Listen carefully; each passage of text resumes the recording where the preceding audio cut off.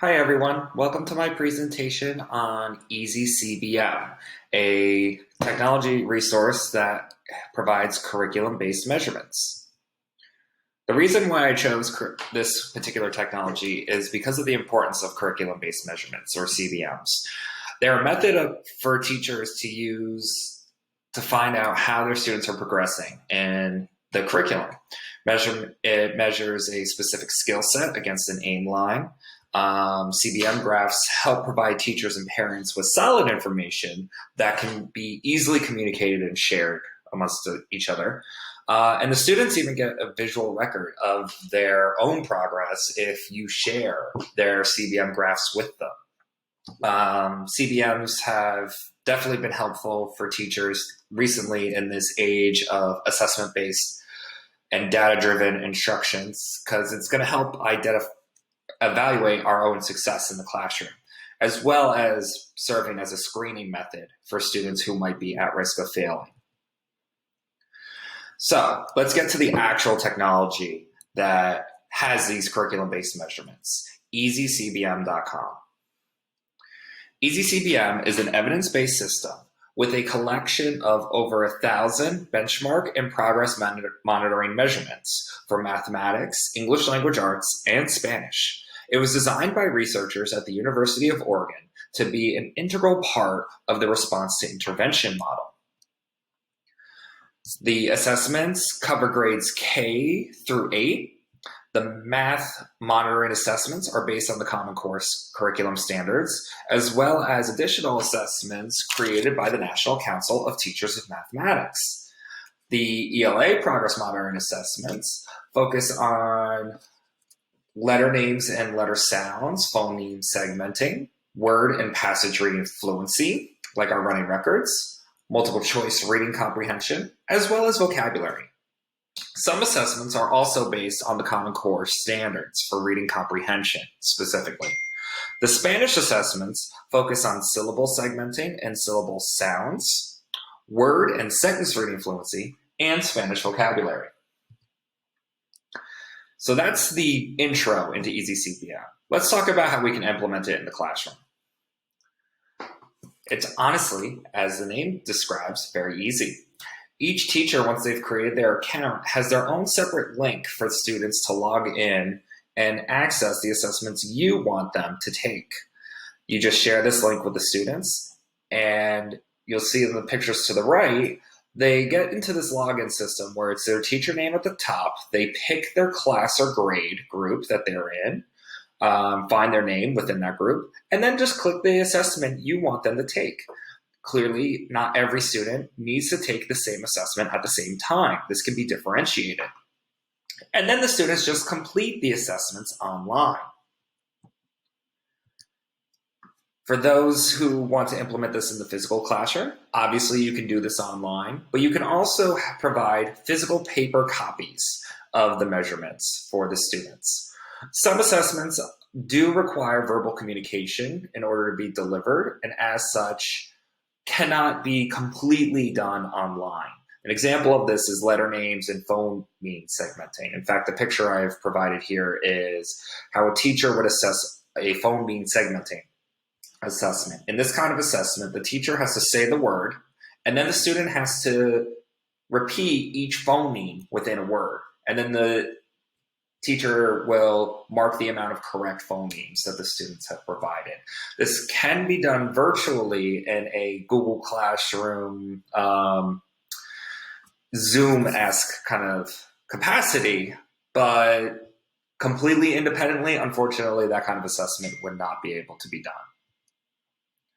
Timeframes of the assessments. Benchmarks would be taken 3 times over the course of the academic year. This is very similar to other assessment options, such as Renaissance Learning, which provides star readers and star math assessments. The ELA progress monitoring assessments can be done weekly or even semi-weekly if you're going beyond just using the benchmarks from easyCBM. The mathematics progress monitoring assessments are also recommended to be delivered about every 3 weeks. So now that we've talked about implementation in the classroom, let's look at some data. These are 4 different ways that teachers can access the data from these assessments, including a class-wide breakdown. There are 2 versions of them. The top left shows each standard deviation range that a student falls into. The one on the right actually shows the trends of up to 10 students in a classroom and the individualized breakdown. The bottom left shows an item analysis where you could see which items the students as a class answered correctly and which items individual students answered incorrectly to identify specific skills that they might still need help with. And then the bottom right graph shows an actual aim line of an individual student as they have progressed through one type of progress monitoring assessment across 3 separate administrations of that test. So those are some of the assessments. Let's talk about how easyCBM can meet the needs of all of our students. When it comes to supporting students with disabilities, easyCBM assists teachers in identifying an appropriate level of independent and instructional skills for students, especially when it comes to reading. Some of our students read at a different instructional level than they do independently. So easyCBM can help track this. It also fosters the executive functioning skills, such as goal setting, self-motivation, and test-taking skills. This is especially important for students with disabilities that result in deficits within executive functions. A common example that has been cited through research is ADD and ADHD. The assessments themselves also have an adjustable font size for students with visual impairments and a text-to-speech function. easyCBM can also be used as an intervention measure for the RTI process.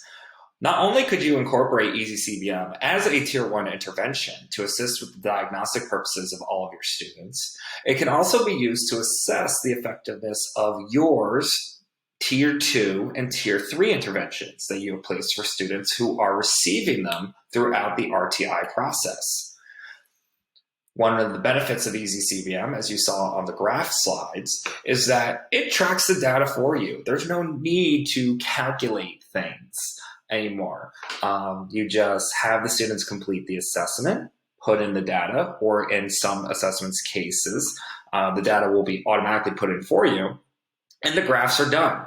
So that actually takes a lot of the pressure off and the time off of the teacher's hands when it comes to trying to actually track the data and putting it into a graph form. Now let's talk about the pros and cons of easyCBM.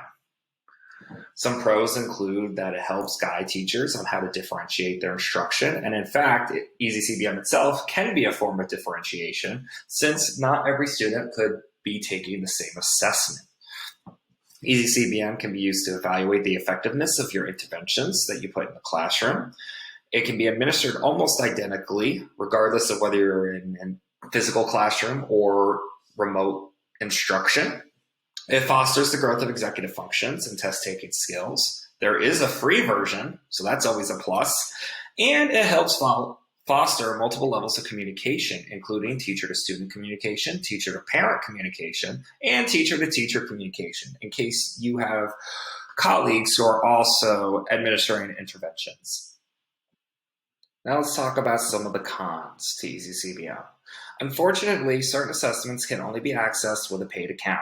This includes the benchmark assessments and all Spanish curriculum assessments, and a paid account costs about $50 a year. The math assessments do not focus on one particular skill. As an example, there is no assessment that is just multiplication questions. Remember, these are curriculum-based assessments, so each assessment covers a wide range of the curriculum as a whole. You can still identify individual items in relation to multiplication, addition, or subtraction for students through this process. However, if you're looking to provide an assessment that is just multiplication skills as part of an intervention, easyCBM is not going to be for you. Some students obviously may just click through the assessments, but this in itself can be turned into an executive functioning lesson where you can, in a conversation one-on-one with a student, model and discuss how time impacts their success on the test. The creation of classes and groups can also be time consuming if you do not have a paid account, since you'll have to manually put in all of your students. Only the paid accounts have access where you can import the data from Google Classroom or some form of database system. And if you're still not convinced about the effectiveness of easyCBM, let me introduce you to Mr. Kugo. He is a colleague of mine during my school's summer school program that I literally introduced easyCBM to 3 weeks ago, about the same time that our course officially started. And when I asked him his opinion about easyCBM as our summer school program came to a close, this is what he had to say. So I was introduced to easyCBM this summer school, and it's a very beneficial tool. I'll be bringing it into my classroom next year. I plan on using it in my classroom to assess all of my students, Gen Ed and Special Ed. I'm going to use it during my center time to make sure I get data for all of my students. And I'm going to take that data and make sure they are on grade level, and if they are not, I'll be able to see on the graph which student is where and address those needs individually. And for my students with special needs, it's not so much about reaching a potential score, but speaking to them about if they got 30%, okay, let's meet a goal of 35 or 40 next time, and teaching them that goal of just teaching them that skill of meeting their next goal. All right, so thank you, Mr. Kuko, for your help with my assignment on the importance of easyCBM. These are some of the sources that I put together for this presentation. And I would like to thank all of you for taking the time to hear my presentation on easyCBM. Have a good day.